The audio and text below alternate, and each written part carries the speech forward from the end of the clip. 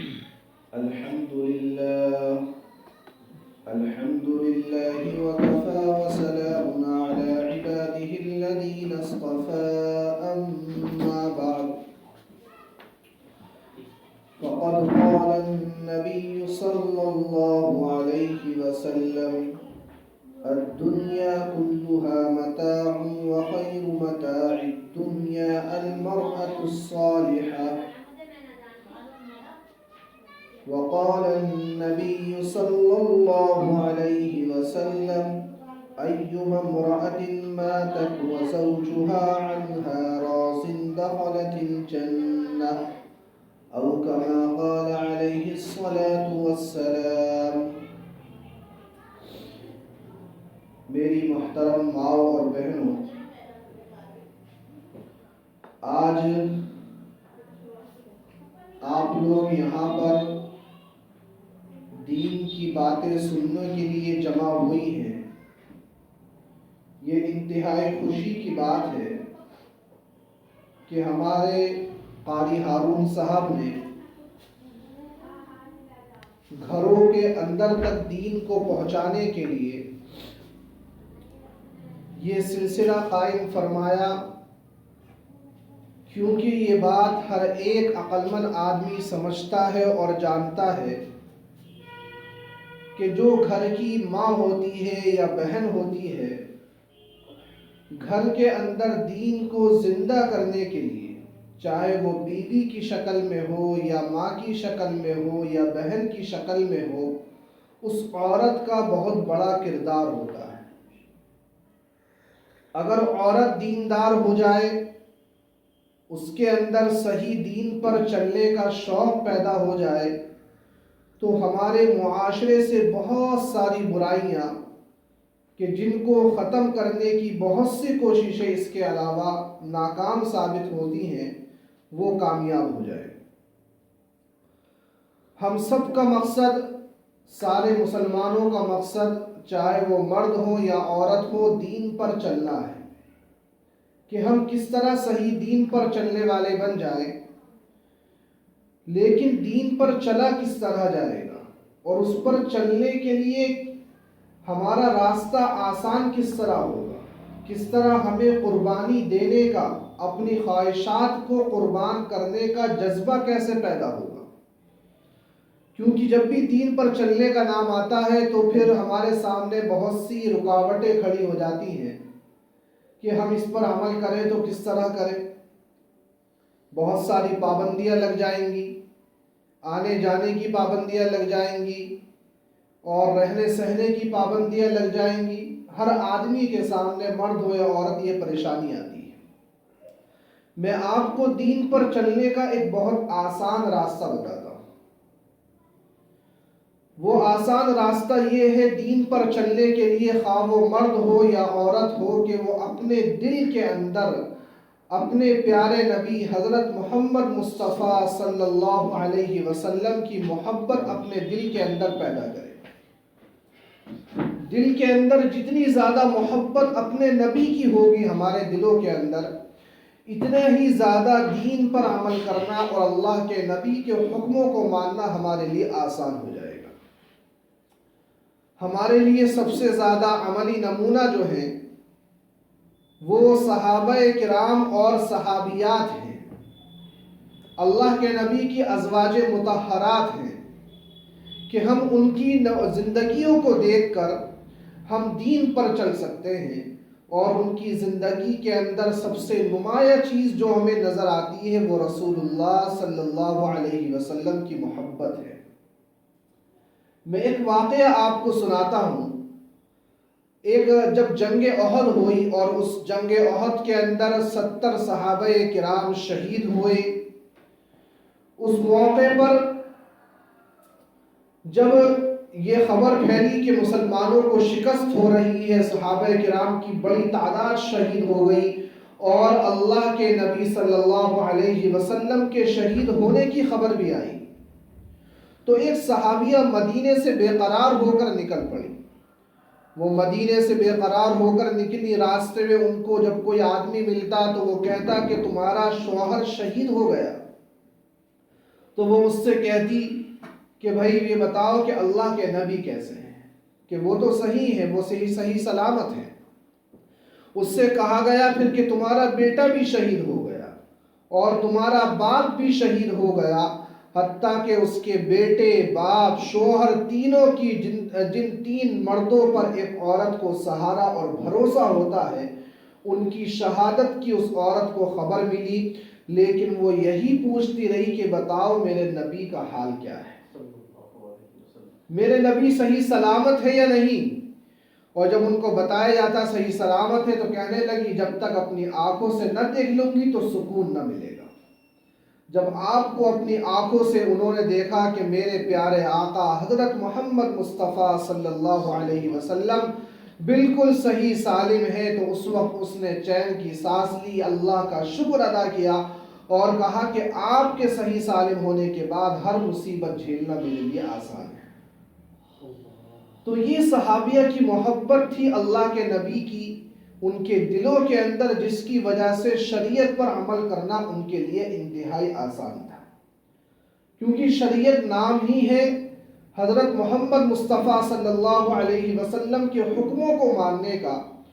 اور یہ ایک عقلی بات ہے کہ جب تک کسی کی محبت ہمارے دل کے اندر نہ ہو، اس کا ادب و احترام ہمارے دل کے اندر نہ ہو، تو ہم اس کی بات پر عمل نہیں کر سکتے۔ ہمیں کسی کی بات ماننی ہے، کسی کے حکم پر عمل کرنا ہے تو پہلے اس سے عقیدت اور محبت پیدا کرنی پڑے گی، جب جا کر اس کے ہر حکم کو بلا چون و چرا بغیر سوچے سمجھے ماننا ہمارے لیے آسان ہو جائے گا۔ تو پہلی چیز جو ہم یہ عہد کریں کہ ہم اپنے دلوں کے اندر نبی کی سچی محبت پیدا کریں، نبی کی بالکل سچی محبت ہم اپنے دلوں کے اندر پیدا کریں تو ہماری زندگی خوشگوار ہو جائے گی۔ جب نبی کی محبت پیدا ہوگی تو نبی کے حکموں پر عمل کرنا اور آپ کی بتائی ہوئی باتوں پر زندگی گزارنا آسان ہوگا، اور ہمارا یہ یقین بھی بنے گا کہ نبی نے جو طریقہ زندگی گزارنے کا بتایا ہے کامیابی اسی طریقے میں ہے، سکون اسی طریقے کے اندر ہے، خوشگواری، راحت، آرام وہ اسی طریقے کے اندر ہے۔ اب میں چند باتیں جو ہمارے پیارے آقا حضرت محمد مصطفیٰ صلی اللہ علیہ وسلم نے ہمارے گھروں کے سکون کے متعلق، ہماری زندگیوں کے سکون کے متعلق جو ایک راہ دکھائی ہے، چند حدیثیں اپنی زبان مبارک سے بیان فرمائی ہیں، وہ میں آپ کے درمیان رکھنا چاہتا ہوں۔ وہ باتیں ایسی ہیں کیونکہ آج کل سب سے بڑا مسئلہ یہ ہے کہ گھروں کا سکون ختم ہو گیا ہے، گھروں کا سکون ختم ہو گیا۔ مرد کا گھر کے اندر دل نہیں لگتا کہ وہ بیوی سے پریشان ہے، بیوی کا اس اپنے شوہر کے ساتھ دل نہیں لگتا کہ وہ شوہر کی عادتوں سے پریشان ہے۔ انہوں نے نکاح کیا تھا، ایک رشتہ قائم کیا تھا ایک سکون حاصل کرنے کے لیے، لِتَسْكُنُوا إِلَيْهَا، قرآن نے نکاح کا مقصد ہی بتایا تاکہ ایک دوسرے سے سکون حاصل کریں۔ حضرت آدم علیہ السلام کو جب اللہ نے جنت کے اندر بنا دیا تو جب تک حضرت حوا کو اللہ نے پیدا نہیں کر دیا، حضرت آدم علیہ السلام کو سکون نہیں ملا۔ تو یہ تو انسان کی فطرت ہے کہ وہ ایک مرد عورت سے، عورت مرد سے سکون حاصل کرتی ہے۔ ماں کو اپنی اولاد دیکھ کر خوشی ملتی ہے، شوہر کو اپنی بیوی کو دیکھ کر خوشی ملتی ہے، اور بیوی کو اپنے شوہر کو دیکھ کر۔ لیکن آج کل گھروں کے اندر سکون نہیں ہے، امن کی جگہ جنگ کا ماحول ہے، ایک دوسرے کو دیکھنا، ایک دوسرے کی باتیں سننا اور ایک دوسرے کے اوپر بھروسہ کرنا۔ اب تو بھروسہ بھی ختم ہو گیا، شوہر کو بیوی پر بھروسہ نہیں، بیوی کو شوہر پر بھروسہ نہیں۔ اور اس کی صرف ایک وجہ یہی ہے کہ ہم نے اس رشتے کو اس بنیاد پر قائم نہیں کرا جو بنیاد اللہ کے نبی ہمیں بتا کر چلے گئے۔ اگر آپ کی بتائی ہوئی باتوں پر، آپ کی بتائی ہوئی بنیاد پر ہم نے اس رشتے کو رکھا ہوتا تو یقین جانیے ہر گھر کے اندر سکون آ جائے گا، ہر گھر کے اندر سکون آ جائے گا۔ نیکی مرد کے لیے بھی ضروری ہے اور بیوی کے لیے بھی ضروری ہے، شوہر کے لیے بھی ضروری ہے۔ نیکی پر اگر میاں بیوی متفق ہو جائیں، شوہر بھی دیندار بن جائے، بیوی بھی دیندار بن جائے تو زندگی پرسکون ہو جاتی ہے۔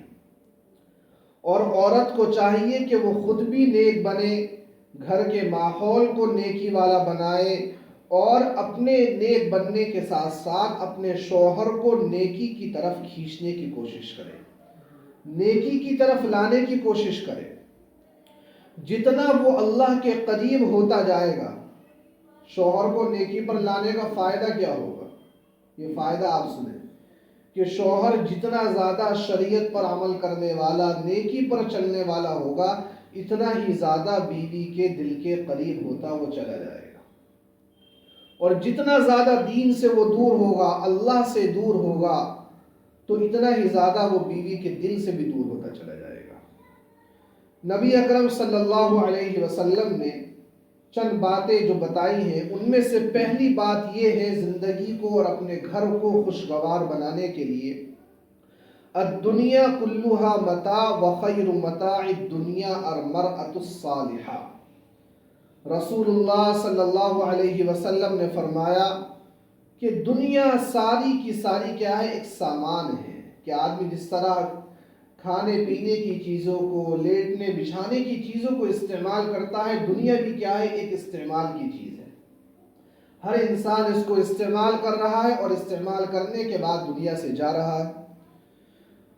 اور سب سے بہترین چیز دنیا کی کیا ہے؟ سب سے بہترین چیز، سب سے اعلیٰ، سب سے افضل، سب سے احترام والی چیز دنیا کی، اور سب سے زیادہ قدر والی چیز جو اللہ کے نبی نے بتلائی، فرمایا المرأۃ الصالحہ، نیک عورت ہے۔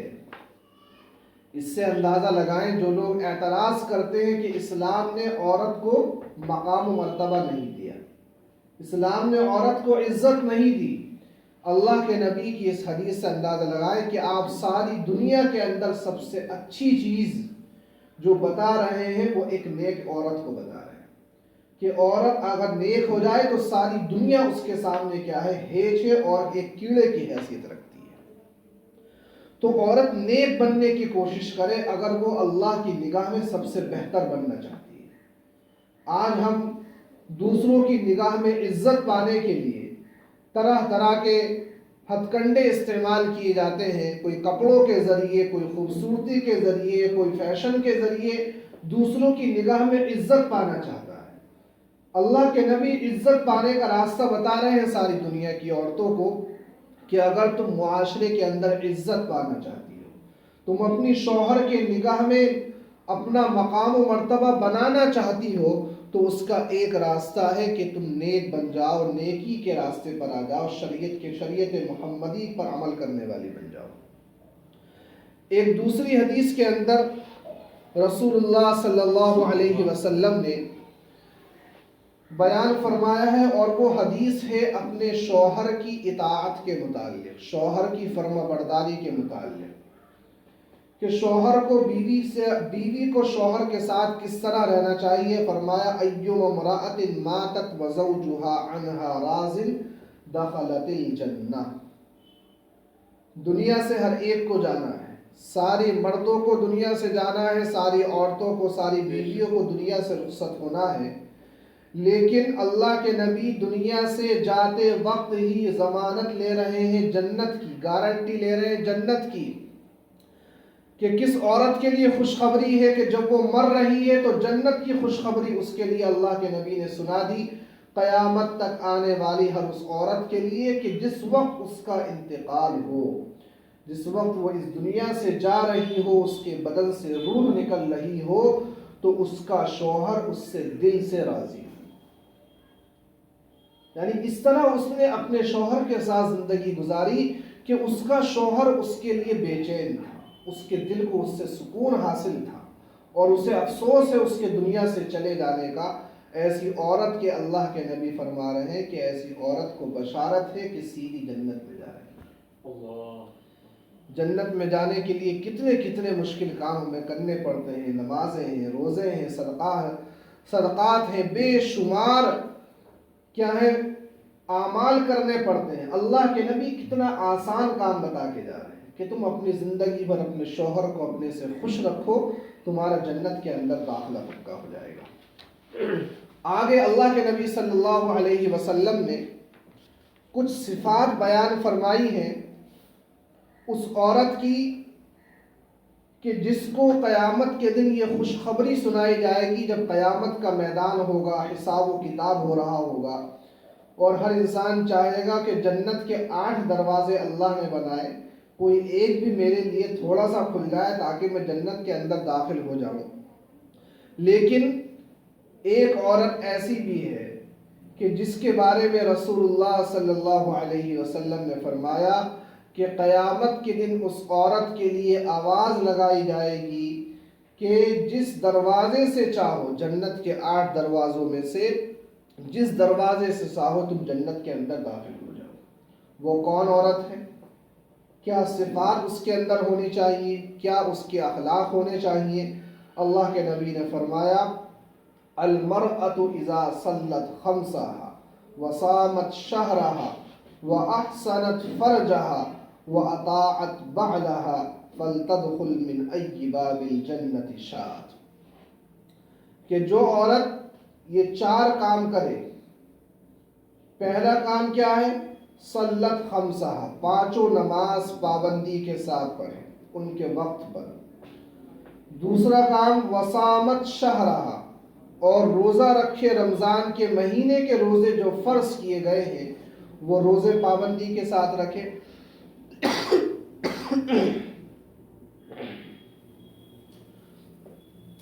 وَأَحْسَنَتْ فَرْجَهَا، وَأَحْسَنَتْ فَرْجَهَا، اور اپنی عزت کی حفاظت کرے۔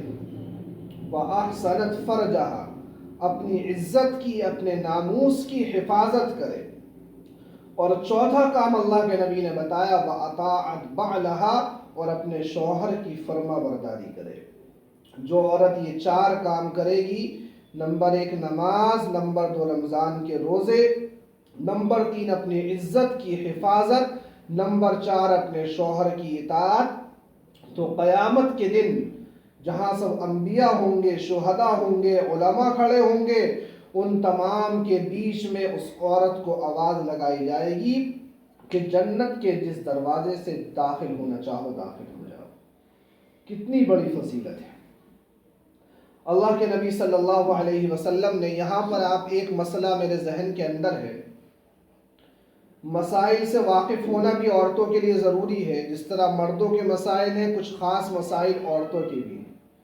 اور رسول اللہ صلی اللہ علیہ وسلم نے جو 11 نکاح فرمائے، مختلف عورتوں سے نکاح فرمائے، اس کی ایک حکمت یہ بھی تھی کہ جو عورتوں کے خاص مسائل تھے، جو عورتیں اللہ کے نبی سے ڈائریکٹ نہیں پوچھ سکتی تھی شرم و حیا کے مارے، وہ اللہ کے نبی کی بیویوں کے ذریعے ان عورتوں تک وہ مسائل پہنچ جائے۔ چنانچہ ایک مسئلہ آتا ہے، عورتوں کو کچھ مجبوریوں کی وجہ سے، کبھی دودھ پلانے کی مجبوری یا کسی اور مجبوری کی وجہ سے رمضان کے روزے چھوڑنے پڑ جاتے ہیں، رمضان کے روزوں کی قضا ہو جاتی ہے، تو وہاں پر بہت سی عورتیں یہ کرتی ہیں کہ آئندہ ان روزوں کو رکھتی نہیں ہیں، بلکہ اس کا صدقہ نکال لیتی ہیں گیہوں کے ذریعے، حالانکہ وہ رکھنے پر قادر ہے۔ رمضان کے بعد کچھ مہینوں کے بعد جوان بھی ہیں، صحت مند بھی ہیں، کوئی بیماری بھی نہیں ہے، لیکن یہ مسئلہ سمجھا جاتا ہے کہ بھئی اب روزے رکھنے ضروری نہیں بلکہ صدقہ نکال دینا کافی ہے۔ یہاں پر یہ غلط فہمی ہے۔ اگر کسی عورت کے روزے قضا ہو رہے ہیں کسی بھی مجبوری کی وجہ سے، اور بعد میں وہ ان روزوں کو رکھنے کا اس کے پاس وقت ہے، تو رمضان کے روزے رکھنے ہی ضروری ہے۔ صدقہ اور گیہوں نکال دینے سے وہ روزے معاف نہیں ہوں گے، اللہ کے یہاں ان کے بارے میں سوال کیا جائے گا۔ تو اس بارے میں خیال رکھیں کہ رمضان کے روزے قضا ہو جائیں تو ان روزوں کو رکھنا ضروری ہے۔ اور گھروں کو خوشگوار بنانے کے لیے، زندگی کو اچھا بنانے کے لیے پیارے حبیب صلی اللہ علیہ وسلم نے فرمایا عورتوں کے لیے کیا کیا خوشخبریاں سنائی ہیں۔ اپنے مقام و مرتبے کا آپ اندازہ لگائیے کہ شریعت نے کتنا اونچا مقام آپ کو عطا فرمایا ہے۔ یستغفر للمرأة المطیعة لزوجها الطیر فی الہوا والحيطان في الماء والملائكة في السماء والشمس والقمر ما دامت في رضا زوجها۔ اللہ کے نبی صلی اللہ علیہ وسلم اس عورت کی تعریف کرتے ہوئے فرماتے ہیں کہ جو بیوی اپنے خاوند کی، اپنے شوہر کی فرما بردار ہوتی ہے، اس کے لیے کتنی خوشخبریاں ہیں۔ فرمایا اس کے لیے ہوا میں پرندے استغفار کرتے ہیں، مچھلیاں جو پانی کے اندر ہیں اس کے لیے استغفار کرتی ہیں، بخشش کی دعا کرتی ہیں، فرشتے آسمان میں استغفار کرتے ہیں، حتیٰ کہ چاند اور سورج بھی اس کے لیے استغفار کرتے ہیں۔ کس عورت کے لیے؟ جو اپنے شوہر کی فرما بردار ہو۔ کتنی بڑی خوشخبری رسول اللہ صلی اللہ علیہ وسلم نے بیان فرمائی۔ اسی طرح نبی علیہ السلام نے فرمایا خاوند کی، شوہر کی اطاعت کرنا یہ عورت کے لیے اللہ رب العزت کے یہاں قبولیت کا سبب ہے۔ کس کا سبب ہے؟ قبولیت کا۔ چنانچہ ایک صحابیہ ہیں، انہوں نے نکاح کیا اور نبی کریم صلی اللہ علیہ وسلم نے ان کی خدمت میں حاضر ہوئی، اور حاضر ہو کر انہوں نے فرمایا کہ یا رسول اللہ میرا نکاح ہو گیا ہے، آپ مجھے بتائیے کہ مجھے اپنے شوہر کے ساتھ کس طرح رہنا ہے۔ آج جو لڑائی جھگڑے کی خبریں سننے کو ملتی ہیں اور طلاق کی خبریں سننے کو ملتی ہیں، اس کی ایک بہت بڑی وجہ یہ ہے کہ نکاح سے پہلے نہ شوہر یہ جاننے کی کوشش کرتا ہے کہ میرے اوپر میری ہونے والی بیوی کے کیا حقوق ہیں، اور نہ ہی بیوی یہ جاننے کی کوشش کرتی ہے کہ شوہر کے میرے اوپر کیا حقوق ہیں۔ اگر دونوں ایک دوسرے کے حقوق ادا کرنے والے بن جائیں گے تو یقین مانیے جھگڑے ہی ختم ہو جائیں گے۔ نکاح کے بعد کیا ہوتا ہے؟ شوہر یہ چاہتا ہے کہ بس میری ہر بات مانے، میرے تمام کے تمام حقوق یہ بیوی ادا کرے، اور بیوی یہ چاہتی ہے کہ شوہر میری ہر بات مانے۔ یہی لڑائی اور جھگڑے کی بنیاد ہے۔ حالانکہ ہونا یہ چاہیے کہ دونوں ایک دوسرے کے حقوق ادا کرنے کی کوشش کریں، اپنے حقوق لینے کی فکر نہ کریں۔ ہمیں لینے کی فکر ہے کہ ہم اپنا حق کس طرح لے لیں، لیکن یہ فکر نہیں ہے کہ حق کس طرح دوسرے کا ادا کریں۔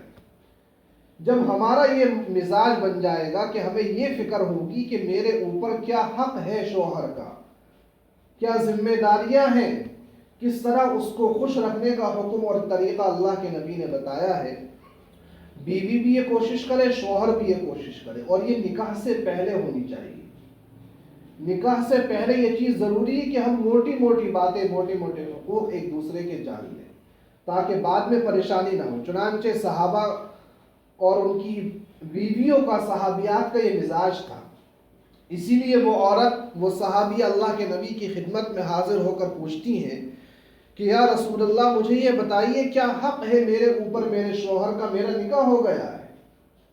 اللہ کے نبی صلی اللہ علیہ وسلم نے فرمایا کہ شوہر کا یہ مقام و مرتبہ ہے اور اس کا اتنا حق ہے تمہارے اوپر اس کو راضی اور خوش رکھنے کا کہ اگر تمہارے شوہر کے بدن میں دانے ہو جائیں، پیپ والے دانے ہو جائیں، جس کو آدمی کپڑے سے صاف کرتے ہوئے بھی گھن محسوس کرتا ہے، اپنے بدن میں دانا ہو اس سے بھی گھن آتی ہے، شوہر کے بدن میں دانے نکل آئیں اور پھر تم اپنے شوہر کے بدن کو چاٹ کر صاف کرو اس پیپ کو اپنی زبان سے، جب بھی تم شوہر کا حق ادا نہیں کر سکتی۔ یہ مقام و مرتبہ بتایا، یہ بیوی کو بتایا شوہر کا حق۔ اور دوسری حدیث کے اندر فرمایا فانظری این انت منہ فانہ هو جنتک و نارک۔ اللہ کے نبی نے صحابیہ کو ایک اور نصیحت فرمائی کہ تم یہ دیکھو تمہارا شوہر کے ساتھ معاملہ کیسا ہے، اس کے ساتھ تمہاری بول چال کا انداز، رہنے سہنے کا انداز کیسا ہے، ذرا اس پر غور کرو، اس لیے کہ وہ تیری جنت بھی ہے، تیری دوزخ بھی ہے۔ شوہر بیوی کی جنت بھی ہے اور بیوی کی دوزخ بھی ہے، یعنی اگر شوہر کو راضی کر کے اس دنیا سے جا رہی ہے تو شوہر ہی بیوی کی جنت بن جائے گا، اور اگر ناراض کر کے جا رہی ہے تو بیوی کے لیے شوہر جہنم بن جائے گا۔ یہ عورت کو بتایا کہ کیا حقوق ہیں شوہر کے بیوی کے اوپر۔ یہاں پر عورتیں یہ نہ سمجھیں کہ بھئی ساری ذمہ داری ہمارے اوپر ہی ڈال دی گئی ہے کہ ہمیں اپنے شوہروں کو، اپنے خاوندوں کو خوش رکھنا ہے۔ ایسا نہیں ہے، بلکہ مردوں کو بھی بتایا کہ تمہیں بیوی کے ساتھ کس طرح رہنا ہے۔ چنانچہ اللہ کے نبی صلی اللہ علیہ وسلم میدان عرفات کے اندر ہیں اور آپ اپنے حج کا خطبہ دے رہے ہیں، اور اس خطبے کے اندر آپ نے امت کو بہت سی باتیں ارشاد فرمائی اور یہ کہہ کر آپ نے حدیث سنائی کہ شاید آئندہ تم میرے ساتھ حج نہ کر سکو، یہ میرا آخری حج ہو، اس لیے مجھ سے چند باتیں سیکھ لو۔ اس کے اندر آپ نے مردوں کو ایک نصیحت فرمائی، استوصوا بالنساء خیرا، کہ تم اپنی بیویوں کے ساتھ بہت اچھا سلوک کرنے والے بن جاؤ، اپنی بیویوں کو خوش رکھنے والے بن جاؤ، اچھے رکھنے والے بن جاؤ۔ اور فرمایا یسروا ولا تعسروا وسکنوا ولا تنفروا، کہ تم اپنی بیویوں کے لیے آسانیاں پیدا کرو، ان کے لیے سختی پیدا نہ کرو، ان کے لیے ماحول کو ایسا بناؤ کہ ان کو تم سے سکون حاصل ہو، تمہارے ساتھ رہنے سے، تمہارے ساتھ بات چیت کرنے سے ان کا دل ہلکا ہو۔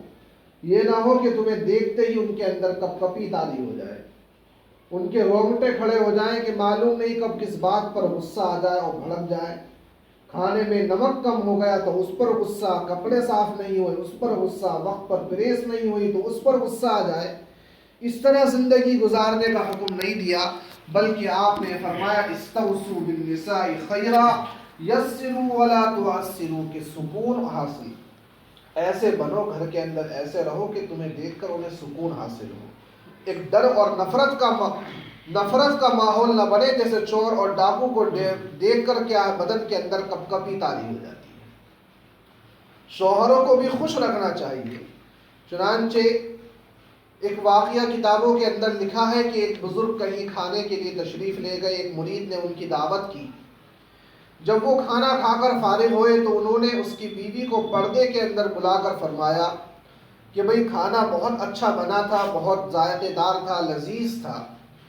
جب انہوں نے اتنی بات کہی تو وہ کھانا بنانے والی رونے لگی، اس کی آنکھوں میں آنسو آ گئے۔ انہوں نے کہا کہ بھئی میں نے تو تعریف کری ہے، رونے کی کیا بات ہے؟ تو اس نے کہا کہ میری شادی کو 20 سال ہو چکے ہیں، لیکن آج تک میرے شوہر نے میرے کھانے کی تعریف نہیں کری۔ تو دل جوئی کرنی چاہیے، شوہر کی بھی یہ ذمہ داری ہے کہ بیوی کی دل جوئی کرے، کھانا خراب بنا ہو پھر بھی تعریف کر دینی چاہیے۔ ایک مرتبہ رسول اللہ صلی اللہ علیہ وسلم اپنے گھر میں تشریف لائے اور پوچھا کہ کچھ کھانے کو ہے؟ تو انہوں نے فرمایا کہ سوائے سرکے کے کچھ نہیں ہے گھر کے اندر۔ تو آپ نے فرمایا نعم الادام، کہ سرکہ تو بہت ہی اچھا سالن ہے۔ آپ نے سرکے کی تعریف فرما دی تاکہ ان کو یہ دل کے اندر افسوس نہ ہو کہ میں نے اپنے شوہر کے لیے کھانے کا کچھ انتظام نہیں فرمایا۔ تو یہ اخلاق اللہ کے نبی نے بتلائے ہیں زندگی کو خوشگوار بنانے کے لیے۔ اور آگے شوہروں کو نصیحت کرتے ہوئے فرمایا خیرکم خیرکم لأہلہ وانا خیرکم لأہلی۔ ہم لوگوں کا اندازہ لگاتے ہیں ان کی اچھائی کا، ان کی برائی کا، ان کے گھر کے باہر کے ماحول کو دیکھ کر، کہ وہ گھر کے لوگ باہر کے لوگوں سے کس طرح ملتا ہے، اس کا اٹھنا بیٹھنا کیسا ہے، کپڑے کیسے پہنتا ہے، اس کے پاس گاڑیاں کیسی کیسی ہیں، کتنا خوبصورت ہے۔ اس کے ذریعے ہم لوگوں کے مرتبے کو جانچتے ہیں اور اس کے اچھے اور برے ہونے کا فیصلہ کرتے ہیں۔ لیکن اللہ کے نبی ایک ہمیں ترازو دے رہے ہیں لوگوں کی اچھائی اور برائی کو جانچنے کا، کہ تم میں سے بہتر کون ہے اور بہتر سے نیچے گھٹیا اور ادنا درجے کا کون ہے۔ رسول اللہ صلی اللہ علیہ وسلم فرماتے ہیں کہ تم میں بہتر انسان وہ ہے جو اپنے گھر والوں کے ساتھ، اپنی بیوی کے ساتھ سب سے اچھا سلوک کرنے والا ہو۔ اور ساتھ میں یہ بھی فرمایا کہ میں نبیوں کا سردار اپنی بیویوں کے ساتھ ساری دنیا کے مردوں سے اچھا سلوک کرنے والا ہوں۔ تو یہ ہمیں خیال رکھنا چاہیے گھریلو زندگی کا بہترین نمونہ کیا ہے۔ گھریلو زندگی کس طرح بنے گی، کچھ احکام بھی اللہ کے نبی نے بتلائے ہیں مردوں اور عورتوں دونوں کے لیے۔ آپ صلی اللہ علیہ وسلم کا معمول تھا کہ جب آپ گھر کے اندر تشریف لاتے تھے تو اس وقت آپ گھر والوں کو سلام کرتے تھے۔ فَإِذَا دَخَلْتُمْ بُيُوتًا فَسَلِّمُوا عَلَىٰ أَنفُسِكُمْ تَحِيَّةً مِّنْ عِندِ اللَّهِ مُبَارَكَةً طَيِّبَةً۔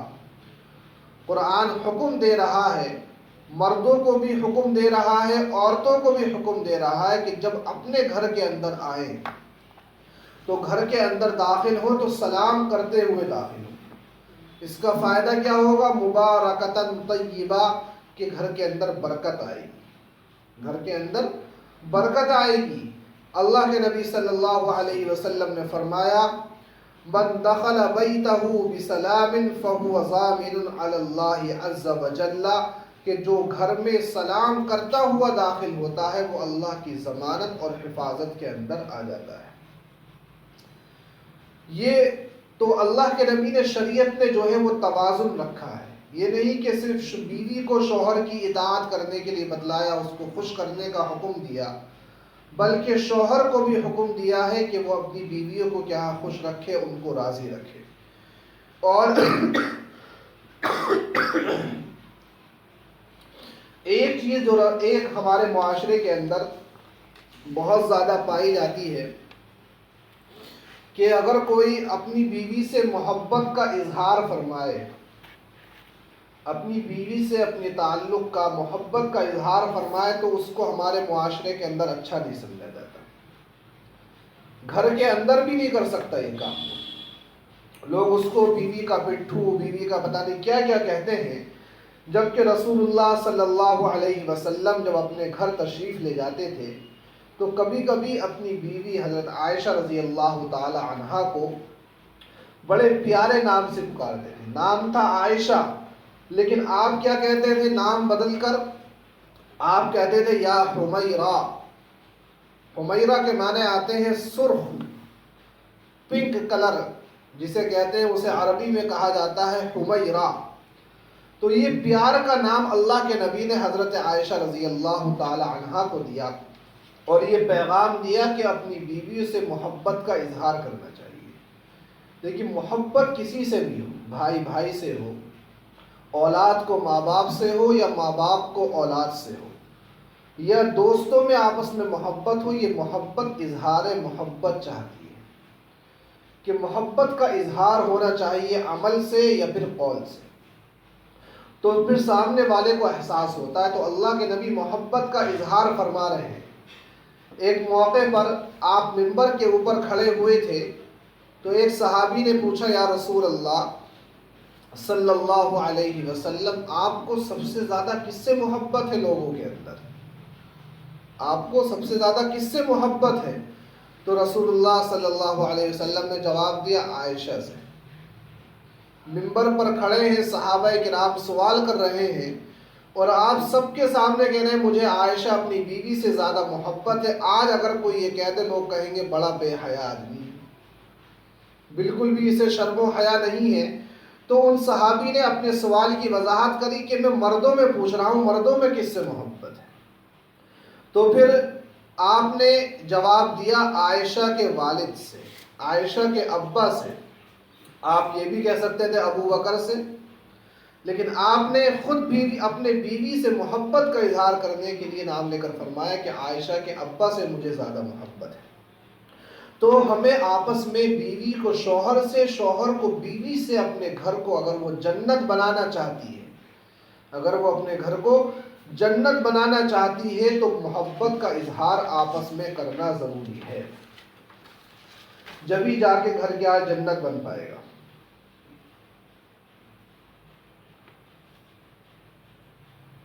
آگے چند وہ حدیثیں بھی سن لیجئے۔ اب تک تو وہ حدیثیں سنائی تھی کہ شوہر کو راضی کیا تو پھر کیا فضیلت ہے۔ آپ نے وہ حدیثیں بھی ہم لوگوں کو بتائی ہیں کہ اگر شوہر ناراض ہو بیوی سے تو پھر اس کے لیے کیا وعید ہے۔ نبی علیہ الصلوۃ والسلام نے فرمایا کہ اگر کسی وجہ سے شوہر ناراض ہو گیا تو جنتی عورت وہ ہوتی ہے جو خاوند کا ہاتھ پکڑ کر کہے واللہ لا اذوق غمزا حتی ترضا، اللہ کی قسم میں نہیں سوؤں گی جب تک کہ تم مجھ سے راضی نہ ہو جاؤ، تم مجھ سے راضی نہ ہو جاؤ۔ شوہر اگر ناراض ہو جائے تو راضی کرنے کا کتنی سختی کے ساتھ تاکید کے ساتھ حکم فرما رہے ہیں کہ سونا چھوڑ دو جب تک کیا ہے شوہر کو راضی نہ کر دو۔ کیوں؟ اس لیے کہ اس کا عذاب کیا ہے، ایما امرأۃ غضت زوجها فعلیہ لعنت اللہ والملائکۃ والناس اجمعین، کہ اگر شوہر بیوی سے ناراض ہو اور یہ ناراضگی کسی دنیاوی بات پر نہ ہو، ناجائز بات پر نہ ہو، اس بات کا بھی دھیان رکھیں کہ اگر شرعی وجہ سے ناراضگی ہے، دین کی وجہ سے ناراضگی ہے اور بیوی شوہر کی اس دینی بات کو نہیں مانتی ہے تو ساری دنیا فرشتے تک اس پر کیا ہے لعنت بھیجتے ہیں۔ اطاعت کرنی ہے بیوی کو شوہر کی اور شوہر کو بیوی کی، لیکن شریعت کے حد کے اندر۔ اگر شریعت کے باہر، شریعت کے حدود سے باہر شوہر کیا حکم کرتا ہے، شوہر کہتا ہے کہ تم بے پردہ نکلو، یا کسی اور دین کے خلاف چلنے کا حکم دیتا ہے، تو وہاں پر اللہ کے نبی نے اطاعت کا حکم نہیں دیا۔ قرآن کی آیت صاف صاف اللہ نے نازل فرما دی وَوَصَّيْنَا الْإِنسَانَ بِوَالِدَيْهِ إِحْسَانًا وَإِنْ جَاهَدَاكَ وَوَصَّيْنَا الْإِنسَانَ بِوَالِدَيْهِ حُسْنًا وَإِنْ جَاهَدَاكَ لِتُشْرِكَ بِي مَا لَيْسَ لَكَ بِهِ عِلْمٌ فَلَا تُطِعْهُمَا۔ سب سے بڑا مرتبہ انسانوں میں نبی کے بعد اللہ نے بتایا تو ماں باپ کا بتایا، لیکن ماں باپ کے بارے میں بھی اللہ کیا کہہ رہا ہے قرآن کے اندر کہ اگر ماں باپ کی اطاعت کرو، فرما برداری کرو، لیکن وہ بھی شریعت سے ذرا سا ہٹنے کا حکم دے فلا تطیعہما، تو ان کی بات نہ مانو۔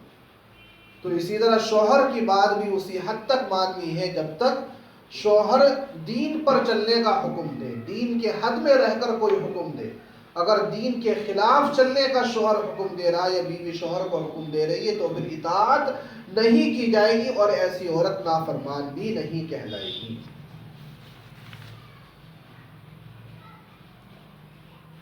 شروع میں نے آپ سے ایک بات بتلائی تھی کہ دین پر چلنے کا، کہ دین پر چلنے کا آسان راستہ وہی ہے کہ ہم نبی کی محبت اپنے دل کے اندر پیدا کریں۔ نبی کی عظمت جتنی زیادہ ہمارے دل کے اندر ہوگی اتنی ہی زیادہ عمل کرنے کا شوق ہوگا، نبی کی زندگی کو پڑھنے کا شوق ہوگا اور وہ اس پر چلنا ہمارے لیے آسان ہو جائے گا۔ ایک آخری واقعہ میں سناؤں اور پھر بات کو ختم کرتے ہیں۔ ایک صحابی تھے جن کا نام تھا حضرت سعد رضی اللہ تعالیٰ، بہت غریب تھے، بالکل نادار اور مفلس تھے، اور اتفاق سے ان کا رنگ بھی بالکل کالا تھا، بہت زیادہ کالے، نہ رنگ کے اچھے اور نہ ہی مال و دولت کے اچھے، گھر بھی ان کا اپنا نہیں تھا۔ تو ایک مرتبہ رسول اللہ صلی اللہ علیہ وسلم نے ان سے پوچھا، لیکن نیک بہت تھے، بہت زیادہ نیک تھے صحابہ کرام کے درمیان۔ ان سے اللہ کے نبی صلی اللہ علیہ وسلم نے پوچھا سعد تمہاری شادی ہو گئی؟ انہوں نے کہا یا رسول اللہ میرا رنگ بھی کالا، مال و دولت میرے پاس نہیں کہ میں اپنی بیوی کو کچھ دے سکوں، مجھ سے کون نکاح کرے گا؟ جس کو پیغام بھی دیتا ہوں تو صاف منع کر دیتا، اس لیے میں نے پیغام دینا ہی چھوڑ دیا کہ میرے تو نکاح کوئی ہو ہی نہیں سکتا ہے، کیونکہ نہ رنگ اچھا، نہ صحت، نہ خوبصورتی ہے، نہ مال و دولت ہے، اور یہی دو بنیادی چیزیں ہیں جن کو نکاح میں دیکھا جاتا ہے۔